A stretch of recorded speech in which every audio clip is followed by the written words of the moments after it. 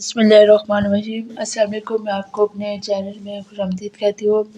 آج کا لیکچر آپ کا مبنی ہے تقابل ادیان، یعنی اسلام اور یہودیت کے مذہب کا ہم نے کیا کرنا ہے، موازنہ کرنا ہے۔ پھر اسٹارٹ کرتے ہیں۔ سلائڈ آپ کے سامنے موجود ہے، جہاں سے آپ کو سمجھ نہیں آتی یا آپ کو اس پر اور لیکچر چاہیے تو آپ کمنٹس کر کے مجھ سے پوچھ سکتے ہیں۔ اسلام اور یہودیت کا موازنہ یعنی کمپیریزن۔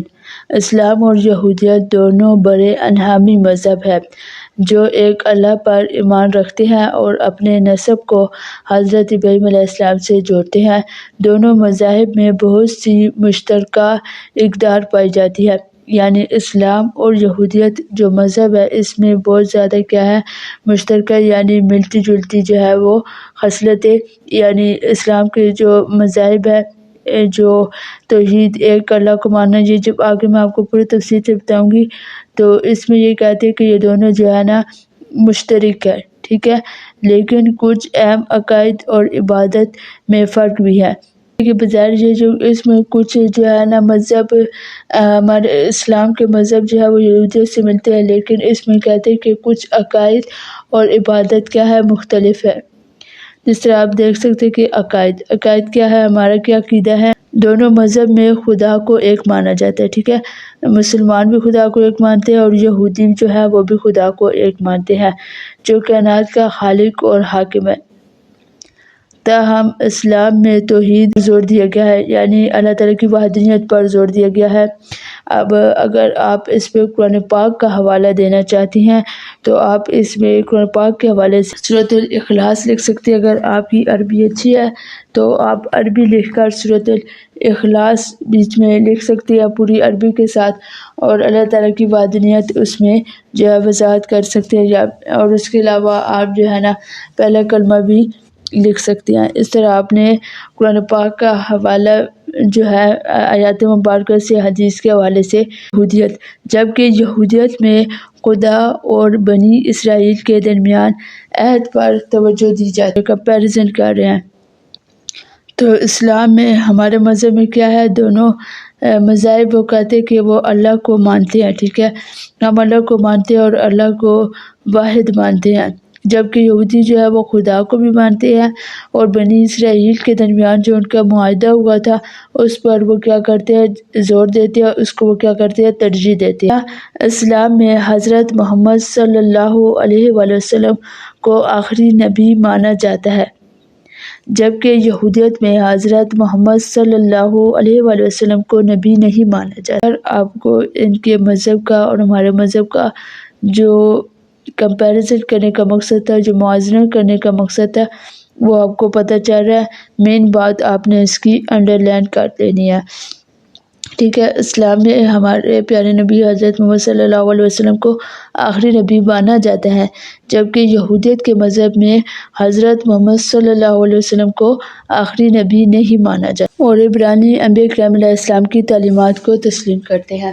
اب یہاں پر آپ لوگ فرق دیکھ سکتے ہیں کہ اسلام میں حضرت محمد صلی اللہ علیہ وآلہ وسلم کو آخری نبی مانا جاتا ہے، جبکہ یہودی حضرت محمد صلی اللہ علیہ وسلم کو آخری نبی نہیں مانتے۔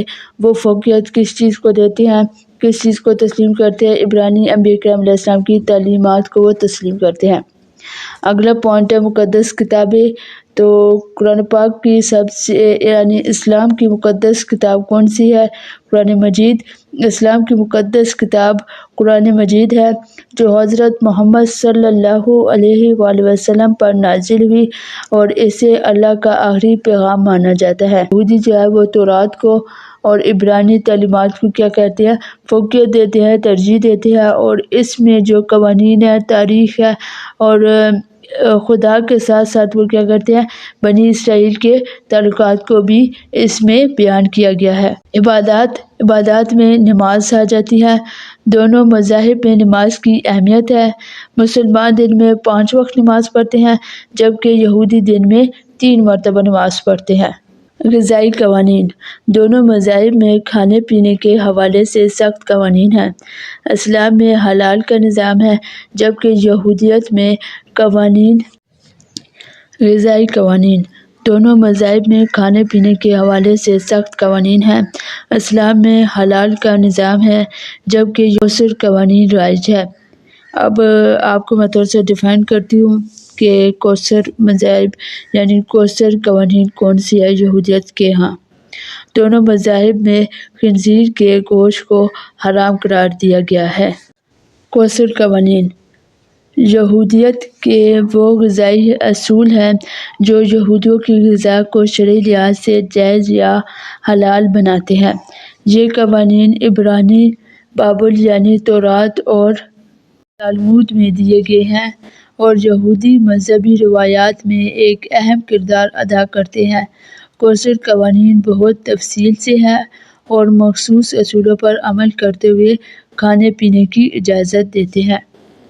اب آپ کی خدمت میں ان کے اصول بھی بتا دیتی ہوں تاکہ اگر آپ نے اس کی وضاحت کرنی ہے تو آپ اس کو جو ہے نا بالکل واضح طریقے سے اس کی ڈیفائن کر سکتے ہیں۔ کوثر قوانین کے اہم اصول۔ جانوروں کا انتخاب۔ کوثر جانوروں میں صرف وہی جانور شامل ہیں جو کھل والے ہوں اور چرواہی کرتے ہوں، جیسے گائے، بھیڑ، بکری اور خنزیر کو کوثر نہیں سمجھا جاتا۔ سمندری صرف وہی مچھلیاں کوثر سمجھی جاتی ہیں جن کے پاس پر اور چھلکے ہوں، جیسے سالمین اور ٹونا۔ جھینگے، کیکڑے اور دیگر سمندری مخلوقات کوثر نہیں ہیں۔ ذبح کا طریقہ۔ ان کے ہاں ذبح کرنے کا طریقہ کار کیا ہے؟ تو کوثر گوشت کا اصول صرف اس صورت میں جائز ہے جب جانور کو مخصوص مذہبی طریقے سے ذبح کیا جاتا ہے۔ اس طریقے میں جاندار کی گردن کو تیز چھری سے ایک ہی وار میں کاٹا جاتا ہے تاکہ زیادہ تکلیف نہ ہو۔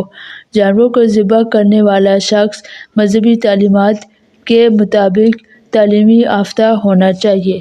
اور ان کے مذہب کے مطابق جو ذبح کرنے والا شخص ہوتا ہے وہ مذہبی تعلیمات کے مطابق کیا ہوتا ہے؟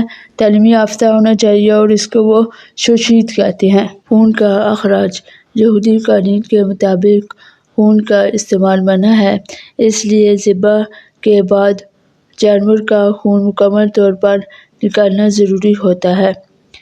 گوشت کو نمک لگا کر یا پانی میں بھگو کر خون سے پاک کیا جاتا ہے۔ دودھ اور گوشت کا ملاپ۔ کوثر قوانین کے تحت دودھ اور گوشت کو ایک ساتھ استعمال کرنے کی ممانعت ہے، یعنی منع کیا گیا۔ وہ کہتے ہیں کہ ایک دن میں اگر آپ دودھ استعمال کر رہے ہیں تو دوسرے دن جو ہے نا اسی دن آپ لوگوں نے گوشت جو ہے وہ استعمال نہیں کرنا، نہیں کھانا، منع کیا گیا ہے۔ جبکہ اسلام میں اس طرح کی کوئی سی بھی ممانعت جبکہ اسلام میں کوئی بھی ممانعت نہیں پائی جاتی، یعنی ایسے کسی کام سے نہیں منع کیا۔ آپ دودھ بھی ایک دن میں پی سکتے ہیں اور گوشت بھی کھا سکتے ہیں۔ یہودی باورچی خانے میں عموماً دودھ اور گوشت کے برتن علیحدہ علیحدہ ہوتے ہیں اور انہیں ایک ہی وقت میں استعمال نہیں کیا جاتا۔ اب ان کے پھل اور سبزیوں کے بارے میں کیا خیالات ہیں؟ تو تمام پھل اور سبزیاں کوثر ہیں بشرطیہ کہ وہ کیڑے مکوڑوں سے پاک ہوں، کیونکہ کیڑے کوثر نہیں ہوتے۔ شراب اور دیگر مشروبات۔ کوثر شراب اور مشروبات مخصوص قوانین کے تحت تیار کیے جاتے ہیں جن میں یہودیوں کی نگرانی ضروری ہوتی ہے تاکہ شرعی اصولوں کی پیروی کی جا سکے۔ مقاصد اور اہمیت۔ کوثر قوانین یہودیوں کی زندگی میں ایک مذہبی حکم کی حیثیت رکھتی ہے۔ مقصد اور اہمیت۔ کوثر قوانین یہودیوں کی زندگی میں ایک مذہبی حکم کی حیثیت رکھتے ہیں اور ان کا مقصد روحانی پاکیزگی اور خدا کی تعلیمات کی پیروی کرنا ہے۔ یہودیت میں آگانوس یعنی پوشیدہ نور کا تصور پایا جاتا ہے جو کائنات کی تخلیق میں ایک الہی نور ہے اور ان کا روحانی معنی ہے، ٹھیک ہے۔ یعنی ان کے مذہب کے مطابق جو ہے کائنات میں ایک پوشیدہ جو ہے وہ نور موجود ہے، مگر وہ کائنات کی تخلیق میں شامل ہے اور انہیں یہ لوگ کیا ہے ایک الہی تصور کرتے ہیں اور وہ اس کو کیا ہے روحانی معنی میں لیتے ہیں۔ آج جو ہم نے یہ سارا لیکچر جو میں نے آپ لوگوں کو پڑھایا ہے، اس کا مختصر خلاصہ یہ ہے کہ اسلام اور یہودیت دونوں میں مشترکہ اخلاقی اصول اور عبادات کے ساتھ ساتھ مختلف عقائد بھی موجود ہیں۔ ان دونوں مذاہب کے ماننے والے ایک خدا پر ایمان رکھتے ہیں اور اپنی زندگیوں کو اس کی تعلیمات کے مطابق گزارنے کی کوشش کرتے ہیں۔ میں نے موازنہ کیا، جس طرح آپ لوگوں کا تقابلی ادیان کے پیپر پر یہ مبنی ہوتا ہے۔ آپ نے مختلف مذاہب کا آپس میں موازنہ کرنا ہوتا ہے کہ اسلام کے مطابق کیا ہے اور یہودیت کے مطابق کیا ہے، مجوسیت کے مطابق کیسے مختلف مذہب کا آپ نے جو ہے نا کمپیریزن کرنا ہوتا ہے، موازنہ کرنا ہوتا ہے۔ ایم فل کرنے والے ہیں ان کے لیے بھی یہ موسٹ امپورٹنٹ لیکچر تھا کہ آپ کس طرح دو مذہب کے درمیان آپ کس طرح جو ہے موازنہ کر سکتے ہیں۔ اگر آپ نے مزید لوگ اس کو ڈیفائن کرنے ہیں، اب یہ آپ لوگوں کے پیپر پہ ڈیپینڈ کرتا ہے کہ کتنے مارکس کا ہے، تو اس پہ آپ علیحدہ سے قرآن پاک کی روشنی میں اور حدیث کی روشنی میں اس کا دے سکتے ہیں کہ اسلام میں اخوت یعنی کیا اہمیت ہے۔ اس میں آپ سورۃ الاخلاص لکھ سکتے ہیں، عربی میں ترجمہ دے سکتے ہیں، اردو میں۔ اس کے علاوہ آپ قرآن پاک کی مختلف آیات کا حوالہ دے سکتے ہیں والدین کے مطابق، اور جس طرح یہاں پر روحانی نور ہو گیا، اس کے مطابق آپ جو ہے نا قرآن پاک کی جو ہے وہ حدیث اس میں شامل کر سکتے ہیں۔ عبادات میں یہاں پر صرف میں نے آپ کو نماز بتایا تھا، تو اس کے علاوہ آپ اسلام کے اور مذاہب بھی بتا سکتے ہیں، اور پھر آپ نے جو ہے نا اس کا یہودیت کے ساتھ موازنہ کرنا ہے۔ جس طرح ہم مسلمان دن میں 5 مرتبہ نمازیں پڑھتے ہیں، جبکہ یہودی دن میں 3 مرتبہ نمازیں پڑھتے ہیں۔ پھر آپ نے اس کا جو ہے نا